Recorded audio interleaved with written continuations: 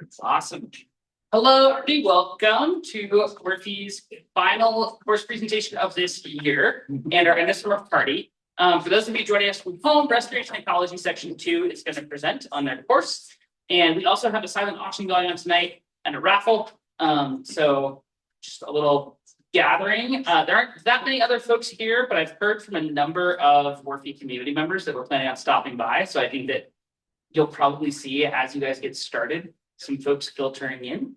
Just keep presenting and talking. That's great. And I'll go ahead and get started. So without further ado, Restoration Ecology Section 2. Come on up.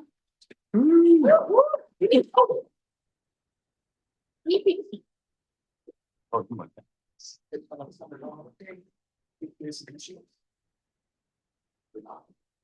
Great. Well, thank you everyone for joining us for this inspiration of Restoration Ecology Section 2. I just want to first of all thank my classmates, for being up here with me. I think this definitely would not have been the course it was without them. Yeah, I just want to share that really we came to this course trying to understand what is the definition of restoration ecology. It's kind of been our guiding theme throughout this entire this project. You can see we definitely had a lot of fun doing that. From backpacking here, we're getting ready to go to the Snowfest, to going for Yellowstone and other watershed committees. And we ended up realizing that restoration is much more complex process than any of us really imagined. And you're going to hear all about that with the accounts of our story for the next 30 odd minutes. Somebody hit the space bar, please. Sure. So our course took us from here in Missoula up the Clarks Fork River to Headwaters in Butte. Then we crossed the Confluence Divide at that lead point in Anaconda into the Big Hole watershed. And then after that, we sojourned down that same watershed and ended up in Snowcrest. And from that point on, we were sort of navigating our way around the headwaters of the Missouri River from East Port to Deer Creek in the Snowcrest, and then a quick stop with Eric Halsta near Dillon, and then back up to the Centennial Valley and Red Rocks National Wildlife Refuge in the southern portion of that map. And then we briefly crossed over the divide and then again into Yellowstone National Park, where we were along Elbowing Creek. And eventually we followed the Yellowstone back up out of the park, skipped over to the Madison Valley, and finally this morning drove up here again over the divide to Missoula. And with that, let's hear from our presenters. Right. So we started off our course at the Rattlesnake Dam restoration site, where the Rattlesnake Dam used to be before it was moved. And here we met with Peter Whitney from the Missoula Parks and Recreation Department. And here we talked to him about the dam removal project and the goals of this restoration project. And after our discussion before we left for our next location, we walked down to the riparian area next to the creek. And I just remember seeing tons of native wildflowers. And kind of right away, we started to grapple with the question of what is involved in restoration. So I valued native organisms for their contributions to ecosystem biodiversity and health prior to this course, but I still have a pretty black and white view with native versus non-native species. It's still pretty common in ecology to view all non-native species as harmful to an ecosystem, but non-native plants can actually play an important and positive ecological role. Like we saw at the Coastal Ranch, for example, where the planting of non-native grasses helped with water retention. We also focused on the differences between non-native, invasive, and noxious plants. So non-natives originate in other places, but still allow for biodiversity within the ecosystem. But invasive plants, on the other hand, take over ecosystems and they prevent the natural variation that should be present. At the Anderson Ranch, in the Pinecone Minor Basin, Anderson Ramirez talks about noxious plants, which take over ecosystems like invasive plants, but they also don't hold a specific ecological purpose and may have another negative impact, like being weapons to cattle. But with this being said, native plants are still extremely beneficial. They have evolved to fill in ecological needs in their home ecosystems in a way that many non-natives can't. Peter and his team were able to plant native plants by the stream because it was a small enough and wet enough restoration site to do so. Other sites or ranches might not have this advantage, so non-natives are used instead. Even in the upland area of the Rattlesnake Dam restoration site, which was farther from the creek, so drier, it had less natives and more non-native plants because that's what their budget and a lot of resources allowed for. And it becomes pretty clear by seeing which sites utilize native versus non-native lands that no two restoration sites or their corresponding restoration goals are the same. After Rattlesnake, we headed to Butte to see the Berkeley Pit, and both Rattlesnake Dam restoration site and the Berkeley Pit have seen huge amounts of human influence, but the two sites could not be more different. Because after only around 6 years, the Rattlesnake Dam restoration site now covered biodiverse life, wildflowers, whereas the Berkeley Pit is still a giant toxic hole that will probably remain a giant toxic hole for the foreseeable future. There's a big difference between restoration sites like Rattlesnake, which aim to return the ecosystem to its reference condition, and a remediation site, which aims to contain whatever contaminations there. But there can also be a lot of variation even within this restoration category, which Mac will talk about now. Yeah, thank you, Alex. Hello, I'm Maggie Ganan. I go to Western Kentucky University and I'm studying environmental science and geology. So after we went to the Berkeley Pit, we crossed the Continental Divide and we made our way to the Mount Hagen Wildlife Area, where we met with Pedro Marquez, who is the executive director of the Big Hole Watershed Committee. He was kind enough to show us 3 different restoration sites. The first being the general Anaconda upland area. So if you look on the screen, this is what you can see here. This region has an extensive history of mining, especially copper mining, like from the Berkeley Pit. And a lot of the Anaconda smelter has leached heavy metals into the sediment, which has found its way into the streams. Additionally, there's a lot of logging in this area. So we were really able to see how historical impacts have really changed the ecosystem and made them into what they are today. So much so that this was actually marked as a Superfund site. And so the efforts of the Big Hole Watershed Committee were first to implement check dams in the streams. And the purpose of these is to primarily capture the sediment holding the heavy metals, but also to make sure that there's less erosion. Secondly, they put in a riparian zone, so planting native species along the sides of the bank. And this is the purpose of this is to restrict floodplain. And then on top of the mountain, as you can see on this picture, this is known as the injured area. And the smelter really has made it a barren site, so it's very difficult for plant growth and for, I guess, keeping the soil in check. There's a lot of erosion in there. So what they did first is they used coir, which is a biodegradable material made out of coconut, and it has fertilizer and seeds in it. This controls the erosion and also helps promote plant growth in the area. And what's really exciting is that this site actually graduated Superfund in 2022. So the Big Hole Watershed has done all that they can throughout this site. And at this point, we just need to let nature run its course. One thing that I found interesting is before this course, I thought that a restored ecosystem always had to look very pretty. And this can be true, but a lot of time it can take decades for nature to actually run its course and return to its original state. The second site that we saw is the Lower French Creek. Perfect. So we saw that erosion was a major theme throughout stream restoration. And before intervention, large amounts of sediment were deposited from the hillside, which negatively impacts organisms living downstream and degrades the water quality. So they focused on water retention from the hillside, planting different organisms. And then this is the French Gulch restoration site, which is the last one we saw. And this is where they completely relocated the entire stream channel because it was a singular channel that had little meanders in it, which erodes the banks, and there's little connection to the floodplain, which is creates very little plant growth and growth for other organisms to thrive. So what they had to do is eliminate all of the fish in the stream because they were really harmful to a lot of the native species. And then they reintroduced Arctic graving and West Slope cut through.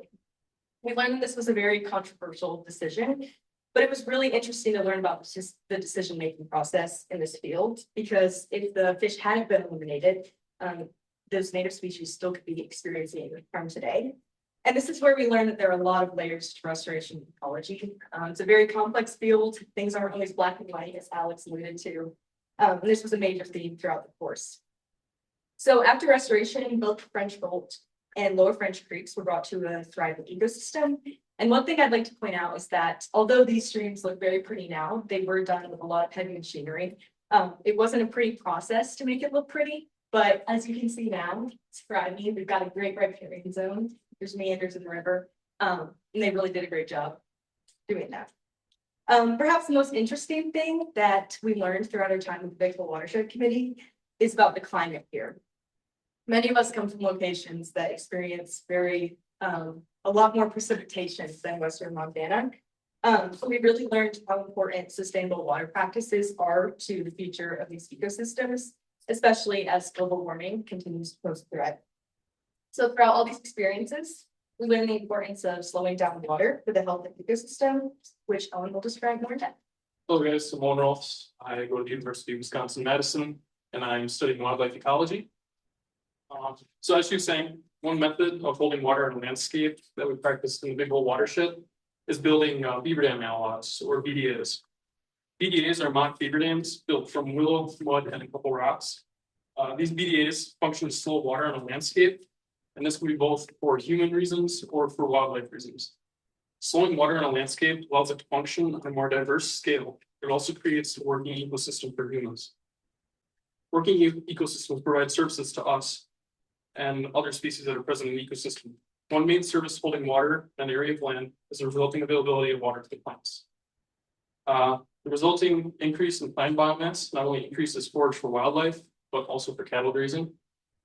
Another service these increased wetland habitats provide is trapping both sediments and floodwater before they reach larger bodies of water.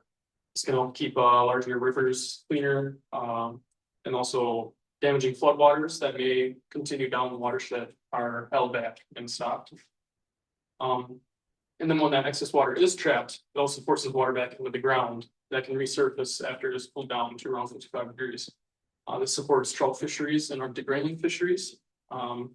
And for the reintroduction of beavers, the beavers do not actually eat fish, so we don't have to worry about that. When restoration work is being conducted, more thought needs to be given to ecological relationships rather than direct benefits to species of interest as well. Our mentor Nolan Selis taught us that how important it is to reflect on these relationships. Some examples he spoke to in regards to BDAs included increasing forage for many species, beaver which being included, and how the reintroduction of beavers could have a trophic cascade effect across the whole ecosystem. Relationships between beaver disturbances and early successional species were also very important. The increased habitat that beaver ponds create are important for fisheries as well. They were a big effort during our BDA construction to keep the fish in mind as well. Example, this is fish skirts, and we're not going to dress up and play dolls with fish, but actually when we build the dam, we take pine boughs and rocks, ram them into the dam on the downstream side, stack rocks on there to keep them pushed down, and then instead of the water dropping over the dam, it trickles and does more fun stuff, so the trout are able to then get up and over the dam and spread throughout the watershed instead of being trapped by the dams. These practices really taught me to think about the restoration efforts affecting every part of the ecosystem rather than only the part of interest. Building BDAs that day was one of the highlights of my course. Really showed that restoration work is not done entirely behind the screen writing emails, but rather it is done by getting your hands muddy and by people who aren't afraid to wake up the next day with a sore back. And with every inch of sod I cut out and every stake I pounded into the river, that really cemented that idea in my head. By the time we were done, we were able to look back on our work and we were already beginning to see water build up, slow down, and spread out across the landscape. This really allowed us to visualize the impacts we were having on not only the riparian area, but the whole watershed in general. And then it also allowed us to visualize the new ecosystem relationships we are encouraging and fostering during this process. Hi, hello everyone. My name is Harper Johnson. I am a sophomore at Colorado State University in Fort Collins, Colorado, and I'm majoring in fish, wildlife, and conservation biology. So after our time in the Big Hole Watershed was over, we drove to the town of Dillon, where we resupplied for a bit before we drove southeast to the Snowcrest Mountains, where we camped a night before setting out on our 3-day backpack the next morning. While we were in the Snowcrests, we talked about the concept of wilderness, and specifically about the myth of the pristine wilderness. In the 1964 Wilderness Act, which created our National Wilderness Preservation System, a wilderness is defined as an area that is, quote, untrammeled by man, essentially meaning uninfluenced by humans in any significant manner. However, as we soon realized through our readings and through the people we were talking to, such a place has not existed for tens of thousands of years. A common problem in restoration ecology is the question of what state we are restoring an ecosystem to. Is it to the state the ecosystem was at before its most recent damage? Is it pre-industrial revolution, perhaps? Is it even pre-Columbian? Because even before Europeans came to the Americas, native tribes had been altering landscapes for centuries to suit their needs. In essence, the idea of a pristine, untrammeled wilderness existing in today's world, or even existing 250 years ago at this nation's founding, is an illusion. We also talked about a species of threatened tree, which is present throughout much of Montana, called the whitebark pine, which is showed in this lovely image right here in the bottom right. The whitebark pine is one of 4 species of stone pine on Earth. It is the only species that lives in North America, distinguishable from other pines thanks to its White bark. yes.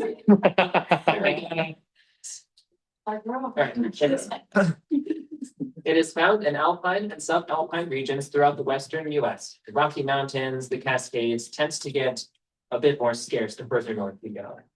And it is most common in areas that are recently affected by fires. Whitebark pines have co-evolved a relationship with a species of bird called Clark's nutcracker, which is also shown in that same photo. And they will distribute the tree's seeds in hundreds of small caches in a range of around 32 kilometers or further. However, as a result of climate change, regional populations of mountain pine beetle have exploded in size and have begun feeding on the whitebark pine at an unsustainable rate. At the same time, whitebark pine stands are becoming infected by a highly transferable fungus called white pine blister rust, which lies dormant in other surrounding plants. Due to the tree's status as both a keystone species, which is critical to ecosystem structure, and as a foundational species, which provides habitat to other species, the loss of this tree has caused substantial harm to species like grizzly bears, Clark's nutcracker, the North American red squirrel, and many other species of birds and small mammals. This has presented a challenging dilemma for restorationists like ourselves. According to a USDA report that we read during the course, fire is considered the best method for eradicating diseased whitebark pines, which has the added benefit of ensuring that trees which are resistant to both fire and blister rust are able to pass on their genes to the next generation. However, that same report also details that fire exclusion policies enforced by agencies like the Forest Service actively prevent the administration of controlled fires, which could aid these forests. What then are restorationists to do? Do we work to protect the whitebark pine and in the process violate the principles which govern our wilderness spaces? Or do we maintain the facade of an untrammeled paradise and allow the whitebark pine to sustain further endangerment? As Alex and Maggie explained earlier, things are not as black and white as they would first seem. And as our next speaker, Micah, will continue to expand on, there's no one right way to manage a landscape. Hey everyone, I'm Micah Tapper. I go to the University of Vermont and I'm from North Carolina. And I want to talk about the next part of our journey. So coming from the Snowcrest Mountains, which are a national forest and wilderness study area, we then went to the bike walk and we met with Larry Volcanic. He is a retired physics teacher and he created the bike walk as a donation-based place for bike packers and thru hikers to stay the night, get a warm shower, get some food, get some shelter, and just have a place to stay. He retired around 20 years ago to bike around and run the bike walk for people like him who like to bike and adventure.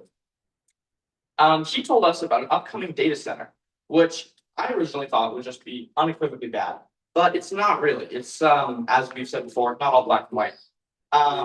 There's many sides to the issue. It could jobs, it could improve learning, and so it's just more complicated than we thought.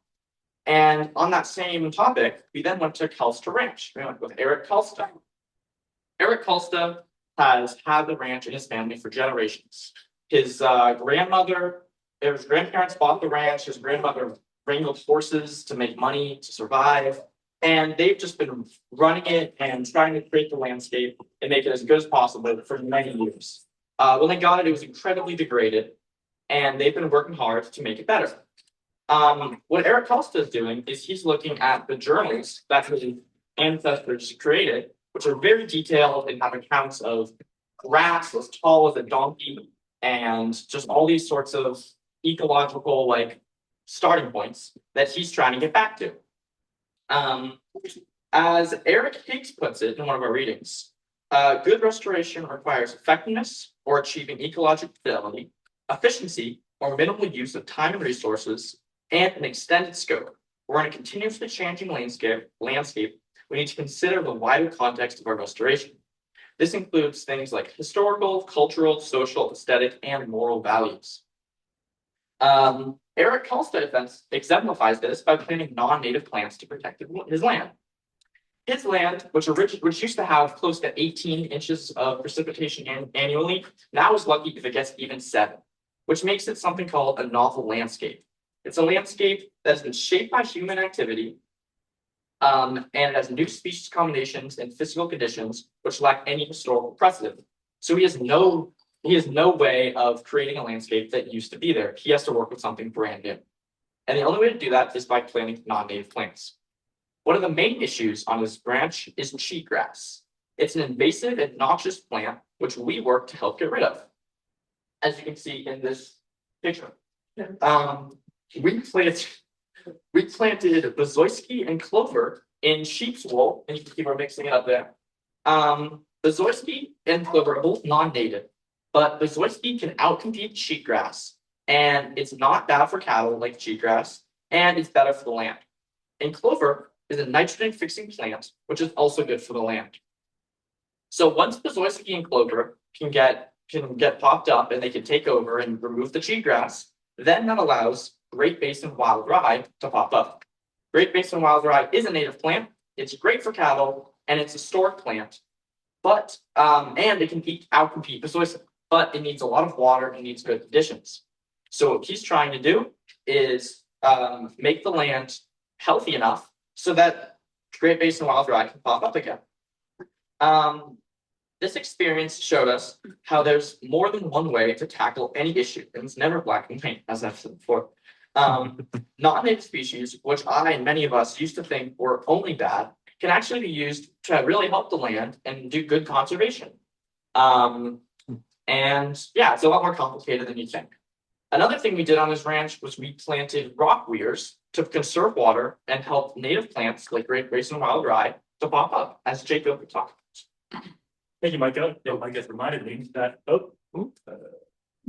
yes, that is on. Thank you very much. Micah reminded me, I am Jacob Pike. I'm from UCSB. I study hydrology and geology, and I'm going into my 4th year there. Anyways, back to Eric Costa. Yes, exactly as Micah elucidated, the adaptability and patience we saw exemplified on the Costa Ranch really inspired a lot of us in terms of searching for this definition of restoration ecology. The main thing that I took with me, Eric Costa, not only the adaptability to these new ecological conditions that Mike has described, but also just the idea of having this reciprocal relationship with the landscape, which I know is something that Pedro here said a lot of ranchers tend to exemplify, and I really took that home. Additionally, this idea of that being rooted in a generational relationship, which Micah also spoke to, that is also something pretty special that we admired. And all this is really exemplified in the way that Eric talks about and uses hydrology as a method of restoration in terms of restoring landscape, which I hope to show with a few examples that was kind of to show us. Here you can see us building rock quarries, but I first want to touch on Micah's point about the sweet clover and other plants that we were showing on Eric's landscape. So this plant is not only part of that community that we're trying to foster on the Costa Ranch. It also contributes to nitrogen fixation, producing nitric acid in the soil. This helps to dissolve the calcic horizon from the solidified calcium carbonate just below this land surface you see here. That horizon is a major barrier to water permeability, in general, water just getting in the ground, which is something that Eric identified as a priority. So by physically and chemically breaking down that horizon, the sweet clover contributes to the ecological goals of this landscape. Additionally, the rock clears have a similar impact. They hold water on the landscape. They encourage it to percolate, seep into this upland hillside. But one might ask, okay, we have water entering the hills. Why does this matter? Where is the water going? Well, as Owen brought up with Beaver Dam analog a few minutes ago, this water will return as cold stream flow in right up here, Bickle River flowing south. That's important to maintain trout fisheries, just as it was when we're working with Pedro. And this is an important point to understand in terms of why do we do the things that we do in restoration? Why do we have all these adaptive methods? Well, ultimately it comes to improving the habitat for certain species and in general, considering those flow regimes that exist on this landscape. Another thing that Eric pointed out to us, and I'm not quite sure it's depicted in this photo, maybe if you look at low goalie on the left there, is that he's constructed many hills and divots that tend to slow water down running over land. This not only holds additional water, but primarily it allows for woody plant establishment and it prevents soil loss. I know Micah mentioned that Eric Qlispe used to have 18 inches of rain on his landscape. Well, in 1972, he shared that he had 18 inches of soil running down from the mountains deposited on the land. Now, I suppose that's a while before Eric's actually in charge. He probably is all the right things about that point. But that's a really profound geomorphic event that you would have to deal with. And so simply by digging these small rills in the landscape and by using machinery and other methods to create variations, this allows water to slow down, deposit that silt, and prevent those geomorphic impacts that he was trying to avoid. So what does this all demonstrate in terms of our journey through restoration ecology? Well, I want to hit on again on that generational relationship with the land. Again, Eric shared that this mentality of reciprocity came from his grandfather and father, who always said that their water right was additionally a water responsibility, something I think that in California, where I'm from, we could use a lot more of. We learned that in 1986, the state of Montana passed a law which allowed folks to lease out their water rights, essentially commodifying resource. Now, this is something we see a lot of in the West, and I'm glad it's something that Eric brought up, and that this mentality of reciprocity is something we can choose to fight for in our world governance. Additionally, I can understand why outside of that legacy, Eric is personally focused on water retention. He shared that the USGS gauge he would monitor as a kid showed that this stretch of the Bickle River is going from gaining water to groundwater recharge, to a losing reach, losing water to groundwater. Now, this coincided with a transition to from flood irrigation to pivot irrigation. One would think, these water conservation methods are supposed to be beneficial for overall watershed use. Well, again, thinking in terms of hydrologic systems and the response times of these kinds of changes, the lack of flood irrigation and transition to putting less water on the landscape resulted in reduced base flow into the stream, essentially shortening the growing season and making earlier in the year those spring base flows. Yet another example of how we need to consider not only the physical hydrology, but also just the scale that not only hydrology, but other types of ecological impacts take to show up, which might extend beyond from the lifetime. And lastly, I just want to emphasize again, Eric Qlispe clearly has many water conundrums, but many ranchers in Montana, both as we spoke to and as we didn't speak to. And I want to reemphasize this idea of the reciprocal relationship to the land that these ranchers can show us. The fact that this generational relationship is something often they are the stewards of on the landscape. And lastly, that paying attention to these flow regimes, the fact that they're slow to change, but also slow to repair, is not only something we had previously learned in the Bickle watershed, but it's something that we would learn about in the Yellowstone with regard to the removal of beaver activity in that area. Well, I know they're going to take a slightly different direction on our Yellowstone pitch. I think it's a great time to transition to Olivia to talk about Yellowstone National Park. Hello, I'm Olivia. I am a junior at UC Santa Cruz, and I'm going to be talking about our backpacking trip at Yellowstone. So for our second backpack, we went to Yellowstone National Park. Before visiting, we read and discussed the founding of the park. I was forcibly taken from indigenous groups in the late 1800s using relocation, military campaigning, and false treaties. Some of these groups include the Shoshone-Bannock, Nez Perce, Blackfeet, Salish, and Bannock people. There are up to 49 groups that previously inhabited Yellowstone. American settlers came into the valley and deemed it pristine and untouched. They disregarded Yellowstone's original and rightful inhabitants. Today, there's little acknowledgement of Yellowstone's family history. Its roots are romanticized, like many subjects of the manifest destiny mindset. However, as we walked along the banks of the Halberine Creek, I was introduced to a new story. Yellow, orange, and red flakes of waxy rock peeked out of the soil. Chert, as you can see up here, is a local rock commonly used to make arrowheads and projectiles right on the floor of the trail. Flakes of glossy obsidian as well, possibly broadened from further reaches of the park, glimmered in the noontime sun. These small fragments of rock, most likely discards from flint-knapping processes, were permanent evidence of the groups that once inhabited Yellowstone. Each mark on the flake showed human manipulation to the environment.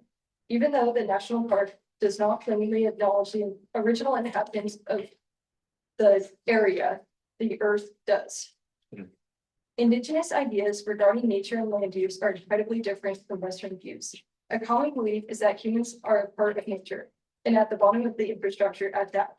There is a sacred relationship of responsibility and connectivity that humans serve to the environment.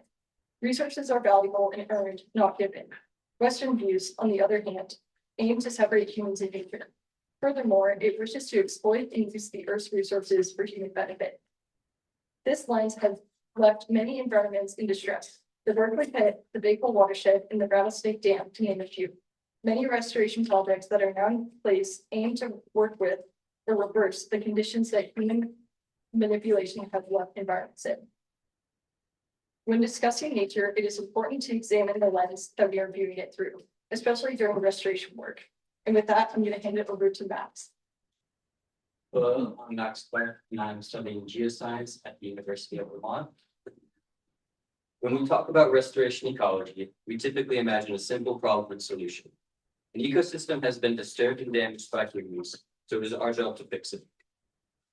But as Parker mentioned earlier, this raises a new question. Restore it to what? To how it looked before humans arrived, before industrialization, before a particular species disappeared? And who gets to decide what the correct version of nature is? We believe restoration is the practice of helping damaged or degraded ecosystems recover. But nature is not a fixed state. Ecosystems are constantly changing. So restoration is rarely trying to turn back time to a specific era in history, but rather recovering ecological processes, biodiversity, and cultivating resilience to help an ecosystem be self-sustaining and change and adapt as the world around us. A great example of this we got to experience firsthand was at Yellowstone National Park. Yellowstone is often presented as a pristine wilderness, but its landscape and ecosystem has been altered by humans for over 100 years. For example, wolves were hunted out during the 18 and 1900s, changing the entire food web. And when they were reintroduced in the 1990s, their return changed elk behavior and populations. Although not quite to the extent scientists theorize, this in turn affected vegetation and other parts of the ecosystem through trophic cascading. The goal here wasn't only to restore wolves because we liked the idea of them. It was also to restore ecological relationships and food webs that had been disturbed. But why do humans feel the need to restore nature in the first place? Sure, there are practical reasons. Healthy ecosystems provide us with resources like clean water, fertile soil, carbon storage, and so much more. But our motivations are often also moral. We may believe that we have a responsibility to repair damage that humans have caused. If our actions contributed to or directly caused the extinction of a species or destruction of a habitat, restoration could just be an attempt to take responsibility for our actions or even feel less guilty about it. Additionally, we may also use restoration to fill a sense of purpose. Humans have always tried to control and shape the world around us, but maybe restoration can use that influence differently. Instead of taking in control of nature, we are trying to participate in it once again. This can also help serve as a reminder that if we believe we can return nature to some ideal past or control which life is important and which life isn't, we may forget that humans too are also part of that ecological system. Ultimately, restoration ecology is not just about repairing landscapes, but also deciding what our relationship with the earth should look like. Looking back to acknowledge what has been lost, while also looking forward to cultivate a world where all life can coexist. Absolutely. And yes, me again. Again, thank you so much, my classmates, for all those wonderful presentations. As you can see, that we had our fair share of sweeping vistas, and we definitely ate more than our fair share of raspberries in the Gallatin Desert National Forest. We learned to embrace a vision of nature that extends beyond national parks and forests to the overlooked ecosystems of ranches, towns, and urban homes. This shift in mindset stems from a deeper examination of our relationship with the natural world, as informed by conversations with ranchers and works by indigenous scholars that we read along the way. These works give us pause to consider the cultural memory of the land around us, and in so doing, we realize that change is as precedented and natural and human as the land itself. So as you ponder the accounts of our journey, please recall ecosystems we have described may look very different. In fact, probably will look very different 10, 20, 50 years from now than they do today. It's up to us, restorationists, to ensure that these new forms serve both natural history and the future of our relationship with nature. Thank you so much.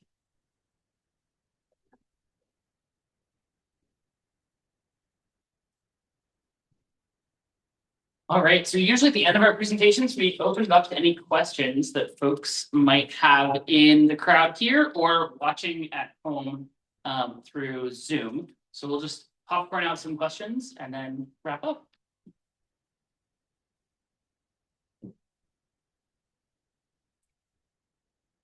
Anyone can, was there anything you weren't prepared for? I got it. The amount of beans and rice. Okay. Yes. Beans and rice, everything. Wasn't beans and rice for dinner, something was wrong.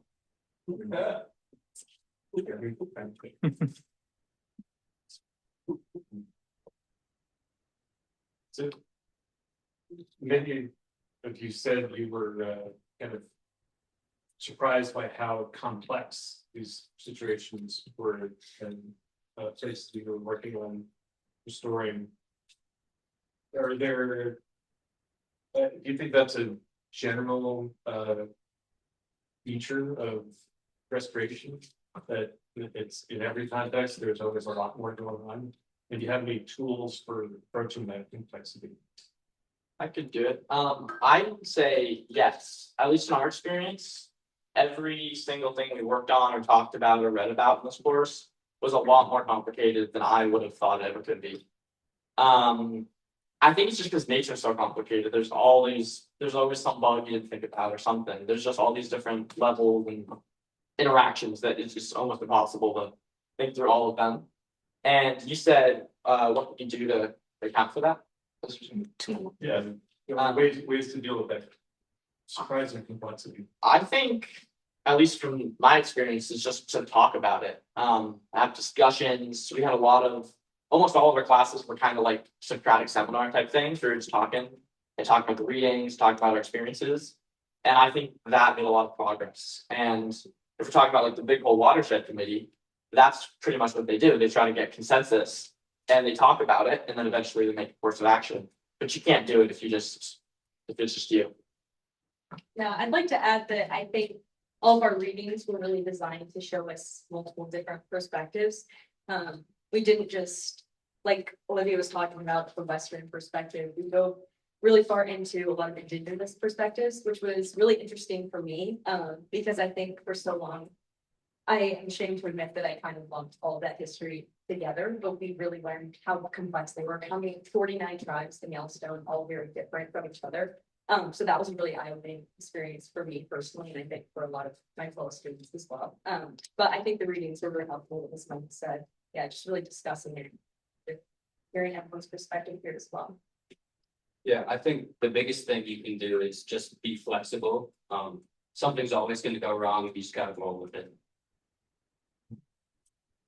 Talking to the landowners, talking to people that are in it every day, the ranchers, talking to them, that's how you really figure out what's going on. So it's for tools and figuring out how to deal with those complexities. I would say talking to the people that are there every day. Okay. And also acknowledging that there's no like one solution for disc restoration in general. Like every site is going to need a different course of action, different set of goals. So just keeping that in mind. For restoration. Absolutely. I'll briefly add that there's a great tendency to try to box or study these things into academic disciplines, biology, hydrology, geology, anthropology, etc. But I feel like actually being in these landscapes really breaks down all of that and makes you realize that yes, we need people who have in-depth knowledge of these issues, but also people who can see the big picture, whether you're looking at the watershed or beautiful mountain vista, or even just a stand of trees, what's going on there, in the most holistic sort of way. Thanks. Question from the audience at home. This is one from Ellie, who did Restoration Ecology earlier in the summer. So another 2026 grad. She's asked, how can we do restoration in a way that does not create a human artifact? Also, great job, everybody. Hit the readings. Yeah. So we got the reading. Threw that one in there just to throw a wrench at us. I can briefly answer that. How can we do restoration in a way that's not create human artifacts?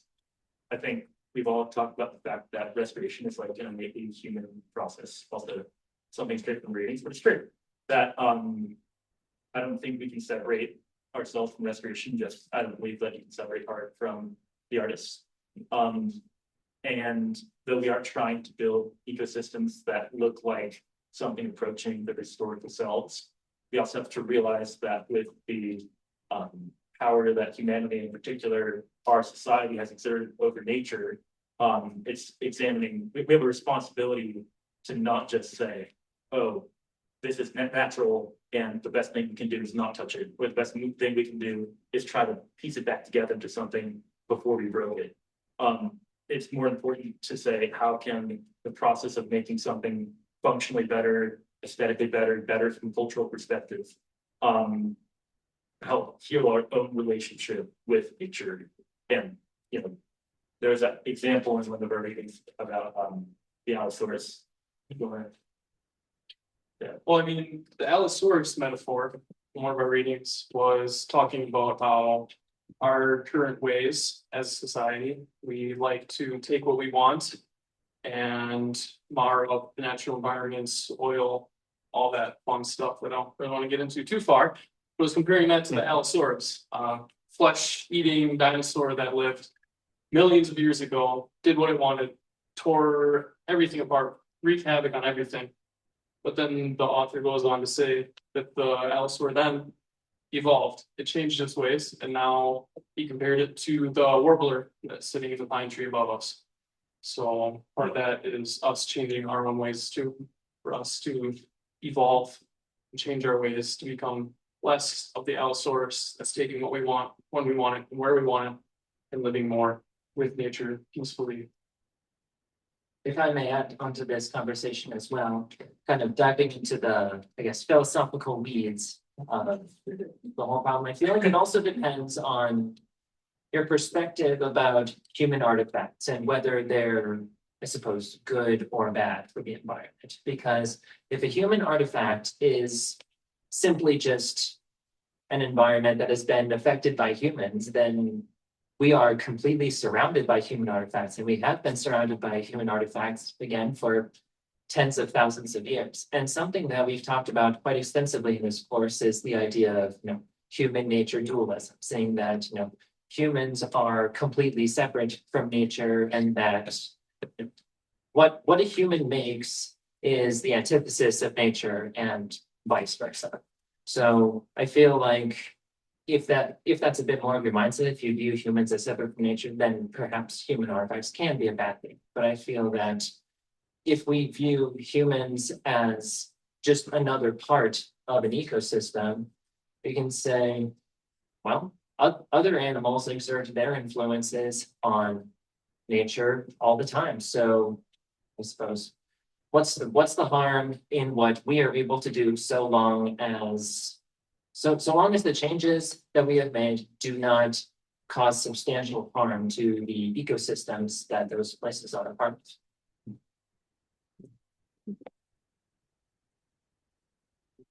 Awesome. I have a question. You mentioned in your restoration work that you were using some non-native species to help the habitat, help the land. And I wondered if you read about or talked about or discussed what happens when non-native species don't help the land, or in cases where that has happened, if you, or if there's any part of this course where somebody's gonna look at a year, 10 years, whatever, after this introduction and see if that's really still a good thing or not. I can talk about that, because I think that's kind of what my section was about. In general, we just try to use non-native species when, not necessarily as a last resort, but when it's like the only option.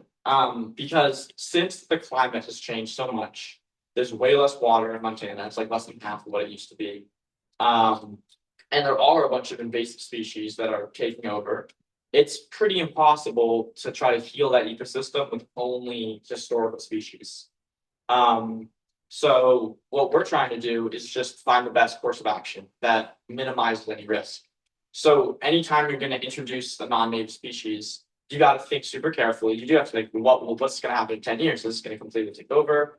And that's happened a lot where they're like, oh, let's introduce this species from Asia. That'll fix this problem. And then 10 years later, it's super invasive. But I think now, as we've kind of gotten a better idea of just how that whole system works, we want to introduce those non-native species and pick the right ones in a way that will help the landscape. And like for my example, the non-native species we planted get rid of cheatgrass, which is noxious and objectively, or pretty objectively bad for the land. And once those non-native species crop up and get situated, then native species can take over. And that's a process that they've seen before, and they know that it's going to happen most likely if the conditions are right. So it's you're just trying to do what's best for the landscape in the best way possible with the tools that are available.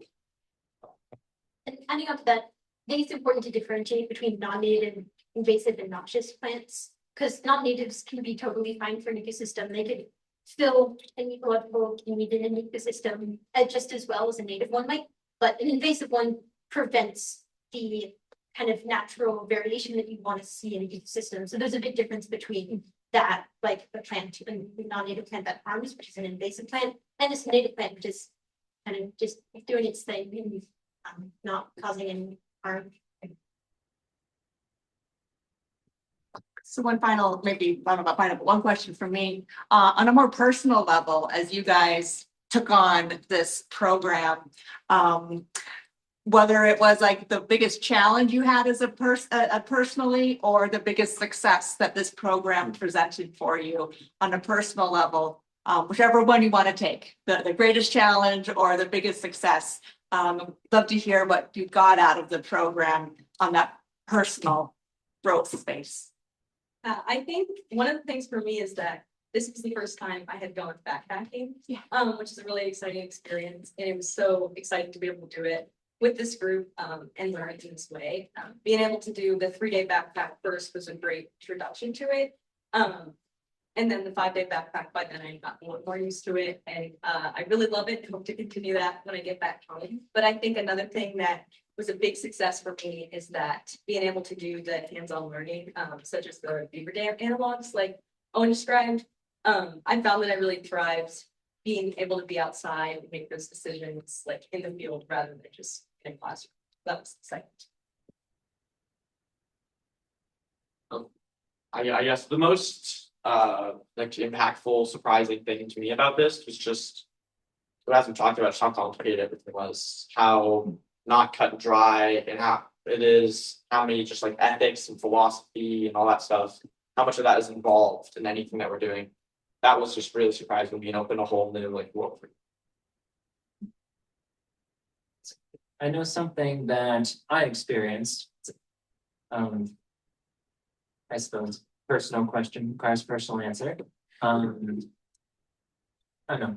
At least for me, being on this course helped me feel like I was able to do something that mattered. I feel like, you know, as many of us could probably relate to, I'm someone that struggles with finding a sense of purpose. So why do I exist in this world? What am I meant to do? Am I meant to do anything at all? But I think being out there and doing the things that we got to do on this course, building BDAs, or beaver dam analogs, or conducting our different plant studies at the Red Rock Lakes Wildlife Refuge, that really helped me to be able to, kind of look past all of my worries and anxieties and think, I'm here in this beautiful place and I know what I'm doing and I know what I want to keep doing. So yeah, this course resonated quite.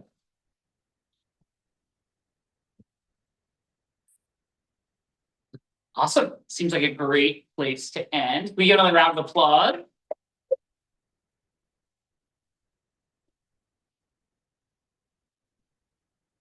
Cool. Well, because this is our end of season party, we have a raffle and a silent auction. So to start, we put all of our student names in the hat or in the basket here and are selling raffle tickets. But we'll start by raffling off 2 hats and waffle cones to Sweet Peaks.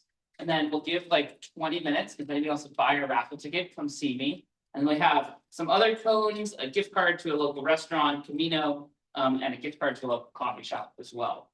But can you stick your hand in, here, I'll take these out and just draw, put two names out of the hat for me. Should I close mine? I think we've got. I don't think you can see this. I think you're it. All right. 2 names. All right, go ahead and drum roll. Pedro. Pedro. Which one do you want? This one? Sweet, yeah. Olivia Janello.